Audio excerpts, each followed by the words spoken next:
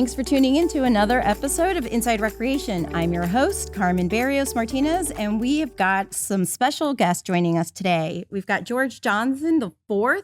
He is a 13-year-old student at Rosa Park Middle School who continues to make big waves as a sports reporter. He's covered sports at the local level here in Montgomery County for the last few years, as well as major events including the 2024 Summer Olympics in Paris and the Super Bowl.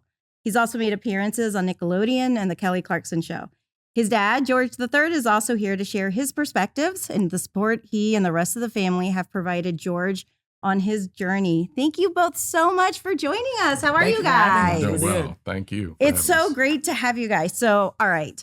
So when the crew told me that we were going to do this podcast, I'm like, all right, who's this kid? You are so famous. You're all over YouTube and Google. Like, how did you know, right, that this is what you wanted to do, that your passion was sports and sports reporting? So I think at a young age, first of all, I wasn't really an athlete, like, growing up. I mostly just did, like, developmental leagues, like soccer, t-ball.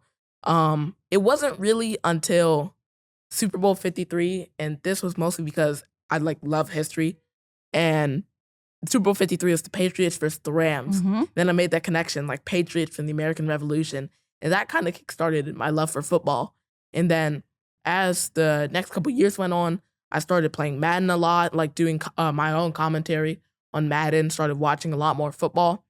And then it got to a point where I wanted to go to the Super Bowl. And I didn't realize it, but Super Bowl tickets are very expensive, as he told me. And he was like, if you want to go, you have to work your way up. Then I was like, how? And then YouTube came up, and then I started asking him for a YouTube channel, but it never really came to fruition until like 2 years after that Super Bowl when he finally let me. And then I started my YouTube channel, and video by video, I got better at sportscasting. And that's kind of how I found my passion, through that one Super Bowl. That's amazing. That's such a great story. Dad, right? Like, so your kid, I feel like every kid wants to be an influencer, right? A social media influencer. So when George is asking you, like, hey, Dad, I want a YouTube channel, what were you thinking? I don't know what to do. You Right. know, that was the thing. I'm first of all, I'm not a big sports person, so he was entering new territory with that. And then I definitely am not a media person, so that was an uphill battle for me. So it was just like confusion. What am I going to do about this? And so really that 2-year gap that he was talking about was because I was like, no, you're too young, or I don't know what to do. And so, but you know, as a parent, you do what you do. You try to support them and figure it out along the way. So it was roll up our sleeves and figure out how we can support his interest. And that's really what it was all about. That's what parenting is all about, for sure. I'm just learning some of this stuff for the first time, too. We're both in the same lane. There's probably a lot of stuff you don't know yet about what your parents went through to get you here. Absolutely. So, George, so you have this this passion for covering sports. Your parents are like, okay, let's do this YouTube channel. Like, once they said yes, what did you do? Like, how did you make this happen? Well, it started with my first video, which was, I think it was a Super Bowl prediction video for the next Super Bowl, which was the Chiefs versus the Buccaneers. And then I started doing more and more videos. And I think my first 5 videos, except one of them, was all about that one Super Bowl in that playoffs. And then as I went on, I started making more videos. I got a following. And then, like maybe June, I did an interview with my principal at Greenwood Elementary School for, it was the Greenwood's 50th anniversary, and they had me interview her about some of the stuff about the school. And she knew a woman, Miss Irene Johnson, from NBC4, who was a producer at NBC4. And she talked to her. She's like, this kid's amazing. Well, I don't even know what she said, but I'm just going to guess that's what it was. That's probably what it was. After that, I got to be on NBC4, and they interviewed me, and I did a surprise interview with the then Commanders president at the time, Jason Wright. And then after that, things just kept on like going higher and higher. I got to be on the Kelly Clarkson Show. And then later that September, I got the news asking if I wanted to be on NFL SlimeTime. So really in those first 6 months of me having a YouTube channel, it was like things went from like 0 to 60 in like a pretty short time. And it was pretty surreal because, you know, as I was like watching these players And I got to talk to so many of these great people, and it happened so fast. I just like can't even explain what it was like. But it was really just a surreal moment to be able to do all of this in such a short period of time. And I was only 8 years old. I was still learning my multiplication and division. So that was just surreal. So tell me, what was it like to cover Slime Time?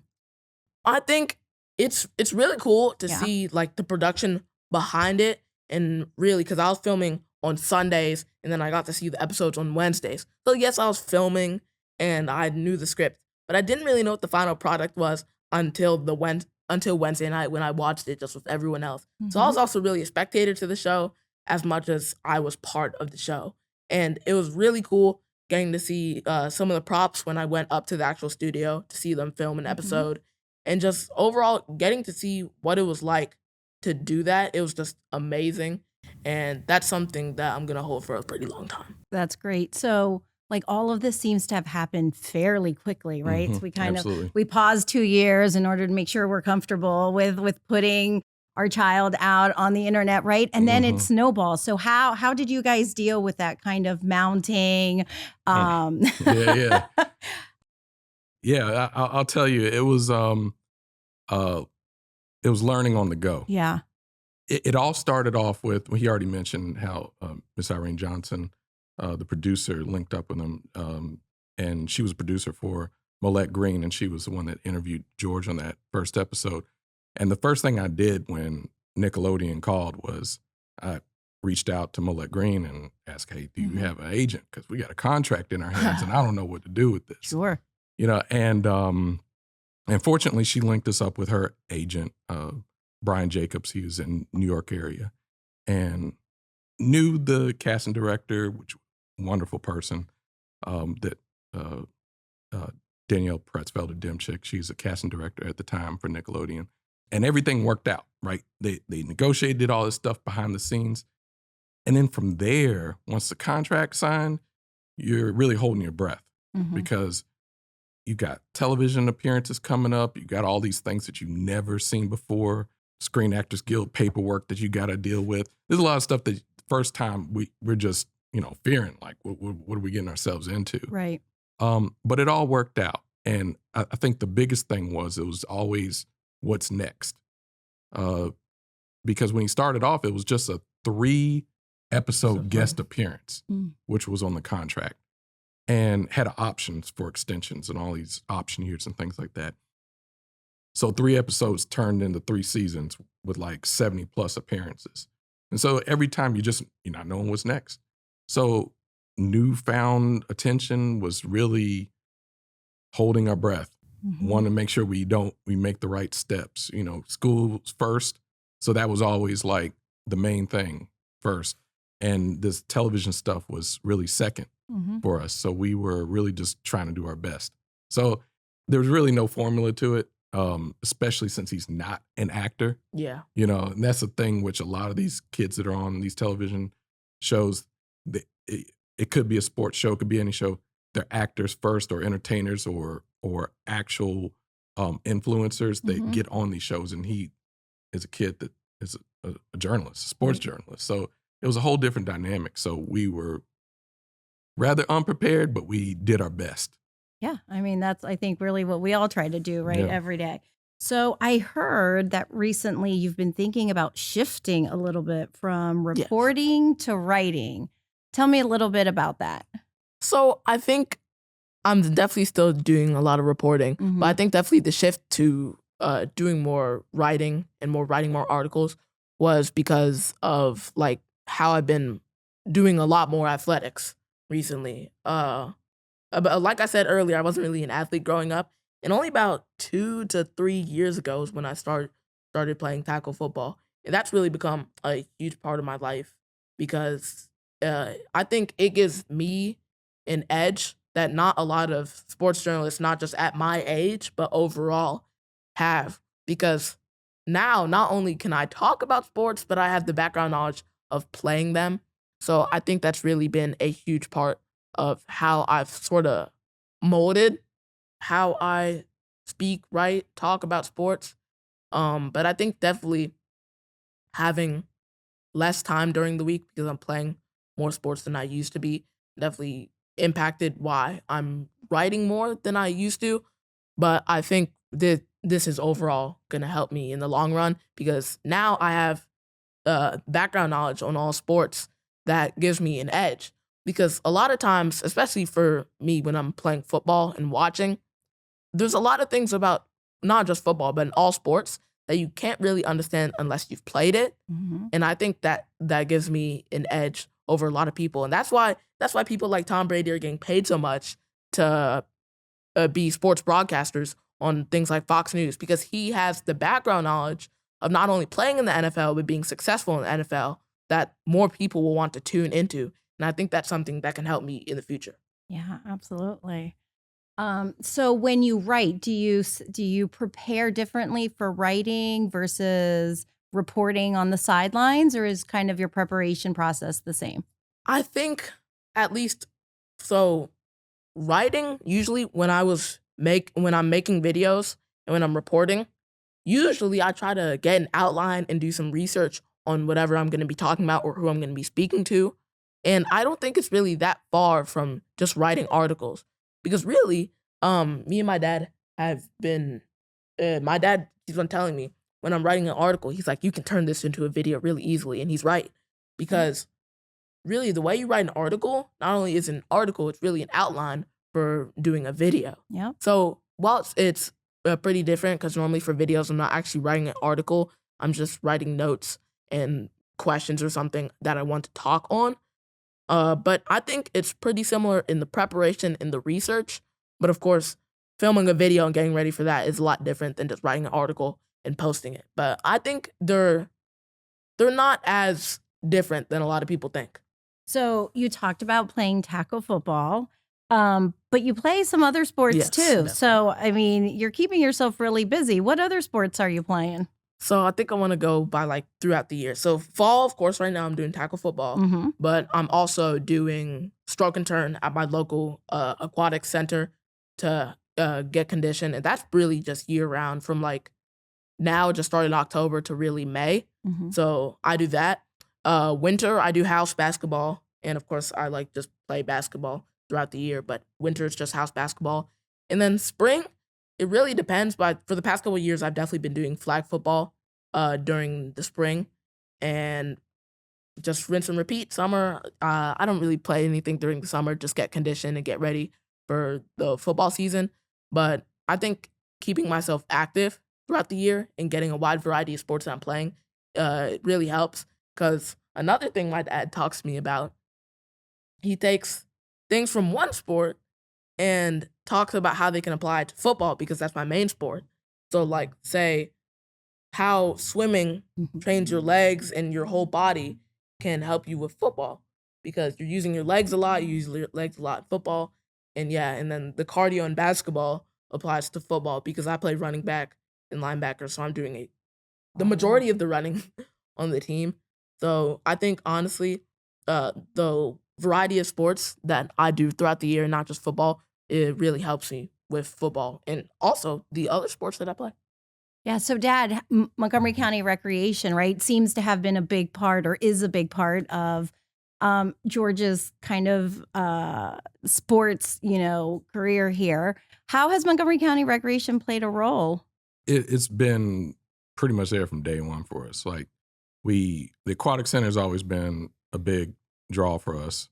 Whether it was lessons, like their level 1, level 2, level 3 lessons, that all was really where he got started with swimming, but not at the competitive level until we got to middle school and start putting into the summer swim leagues. But it was there, and then of course flag football was always something that we gravitated to. So we would be down here at Wheaton High School playing there on Sundays, which was a really great thing for us scheduling wise. We did other leagues as well, but that was probably the most accessible for us. And that was a huge help, because he really didn't know this, but the reason he really didn't get started late with athletics was because of our work schedules. I would have an hour and a half commute, each way easily, sometimes 2 hours. Couldn't get them to these, travel soccer, travel basketball, all these other things midweek. And my wife had an equally demanding schedule as well. So it really was because of that ability to have those flexible and accessible Mhm. opportunities that even got, started at that age. I mean, so like I said, that was probably a huge differentiator for us is just having that access. So we do thank the county for that for sure. Yeah, accessibility is something that we focus on so much, right? And trying to offer Mhm. programs when people need them, not when they are easiest or most convenient for the department, particularly. So, George, Dad mentioned earlier, right? School comes first, but how do you balance everything that you're doing, right? For other kids who are listening, right? You do school, you do sports, then you've got this other gig on top of it, right? How do you balance everything? So, of course, when I'm coming home, like you said, school comes first, so I have to get my homework done Hmm. before I can do anything. Sometimes I don't really have enough time, so I just get ready, take my homework, and do it in the car as I'm going to practice. But of course, I have to be doing my homework before I do anything else. And usually, when I'm doing research for these articles, videos, interviews, whatever, it's either after I come back from any practice or just while I'm eating dinner or like late at night. And really, I don't hang out much with friends during the week. My parents don't usually let me hang out during the week, just really on the weekends. So week, I have a lot of time to practice, do my homework, and do my research or whatever. So really, it's just about maintaining my academic strengths, so I have time to do pretty much everything else that I need to. But it really is a rush, especially when I have sports or other commitments that I have to do during the week, also like clubs that I have at school. So just balancing all that, it is hard, but it's definitely manageable when you put your academics first and get your homework out of the way before anything. Because honestly, if I didn't do like my homework or anything before, that probably it probably make my schedule worse. Mhm. And also, my parents give me extra homework during the week, and while I don't like it, I mean, it's necessary because that's how I have strong academics in the classroom. Mhm. So I think the key to managing all of it is just keeping my academics first, and then I have a bunch of time throughout the week to do anything else that I need to. Yeah, it sounds like you have a solid foundation helping you out. That's awesome. Who are some of your inspirations, right? Like, I know you started by watching the Super Bowl and football, but who are the people you look up to?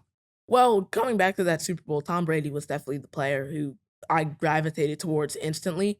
Um, of course, I play football and I said running back and linebacker. So I think players like Bijan Robinson and like Ashton Genty currently, I try to model my game off of just because Mhm. of how hard it is to tackle them and how like their games, while they aren't really like quick, their game speed's amazing. So that's what I try to model off of. And I think in terms of like broadcasting and reporting, Jameis Winston, Mhm. because he's doing something that a lot of other players and reporters aren't doing. He's playing at a high level. He's an NFL player, and he's also doing sports reporting on the side, which I think is something that I'm in that same situation and something that I want to model off of. And of course, like I said, I mentioned the NFL players earlier and Tom Brady, but I think Jameis Winston and me are in like that same situation. He's playing football and he's doing broadcasting, which is something that I'm inspired to do the same. That's awesome. So, Dad, if someone's listening and they're like, gosh, my kid has this dream, right? And I'm just not sure if I'm okay with all these things that I don't know anything about, what would Mhm. you tell them? It was really reaching out and trying to connect with people that at least know a little bit more than you. Hmm. And I'll just kind of preface this by something that I did. Um, I talked to random people about cameras and microphones and whatnot, and you just play around with it. And his first videos were rough. I mean, we had awful audio, terrible lighting, but it didn't matter as long as you started somewhere, Hmm. you know? And so just try it, what I mean? And I know I'm saying that after delaying for 2 years, but when we finally did get started, I started learning a little bit more about editing, started learning a little bit more about equipment. and you can go through and see the progression of the things we helped him out initially. And then when you get to a certain point saying, I need help, like I linked up with the editor later on, Sash Sujit, who is wonderful. And he helped out with some videos when I couldn't like manage that workload. And then when we got to the point where it was what's next, I talked with other parents that we were coming in contact with. When we were out in Los Angeles for the Nickelodeon's Kids' Choice Awards, we were backstage and all this stuff like that in the green room. And I talked with some parents of some of the other Nickelodeon actors. It was Elijah Cooper's parents, Hero Mir Hunter's parents, and Young Dylan's parents. And all three of them really helped me understand ins and outs of the industry that I had no idea about. And so not being afraid to ask people for their advice was key, and not, and not trying to, I don't know, gatekeep success or anything. Like we would invite other kids that, wanted to be a part of different videos with him and just try to grow your own little community. So that was another thing that we tried to do, but really just ask for help, learn from others, and start somewhere, even if it's very rough in the beginning. I mean, that's great advice for so many things in life, right? Not just kind of how to get your kid on a YouTube channel or something like that. George, you're 13. You've done so much already, right? Most kids at 13, I mean, I'm trying to think what I was planning for at 13, right? It definitely wasn't probably what you were planning for. What are your goals for the future? What do you want to do in the next 5-10 years? I think, honestly, I haven't really thought about what my plans are for the future, but I think it definitely is going to be something with sports, playing football, especially at a high level. I think playing high school and then maybe college football, if I have that opportunity, is something that I really want to do. But also expanding my online community, hitting 1,000 subscribers on YouTube is something I want to do for a long time. That's something that I think I really want to accomplish in the next couple of years. But honestly, just improving my skills and getting to meet and interview even more amazing people over the next couple of years is something that I really want to do. But just learning more about the sports world and getting to be involved in it is really my main focus. And I think wherever that comes, not just sportscasting or playing, but also maybe being in the front office, like being a scout or a general manager. That's something that I've recently been interested in. So wherever the world takes me in the sports world is where I'm gonna go. Sounds like you have a good plan, Dad. What are your goals for him? What are your wishes for him in the future? We have no expectations except to make sure that he thoroughly explores it. So, he doesn't have to go into sports broadcasting as a profession, but we want to make sure that while he's doing it, he does it right and he sees it through, and tells us when he doesn't want to do it anymore. Sure. So we know that whatever he does decide to do, he can take those experiences and go take it to anything else. At this point, we don't have a real major, defined vision. As long as he does go to college. I was going to say education. Yeah, that's a must. Yeah. I know there's, for a lot of people, that's not the way for them. But in our family, that is. So go to college, make the most of his experience that he has now, and just, commit to whatever he does want to go into. So we'll see what he does. And if it's sports broadcasting or playing professionally or working in the industry, behind the scenes in the front office somewhere, we're fine with that. Yeah. I think you have some a pretty incredible journey ahead. So you talked about hitting 1,000 subscribers. So let's tell people how they can follow you on YouTube. What's your YouTube channel? All right. So YouTube, I am at G4 Sports Talk, but you can also search up at G4 Sports Talk on Instagram and TikTok. And I also have a website called g4sportstalk.com where you can pretty much find everything I've done on g4sportstalk.com. So all my handles are at G4Sportstalk, and then I have the G4Sportstalk.com website. All right. Well, we're all rooting for you here at Montgomery County Recreation. Thank you. To learn more about some of those programs that George participates in through Montgomery County Recreation, you can visit us at www.mocorec.com.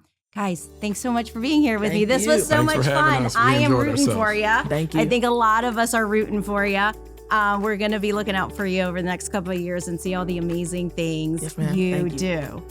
Thanks again Thank for you. being with us. And thank you for joining us and listening to Inside Recreation. We hope you join us again soon for the next episode. Bye. Bye.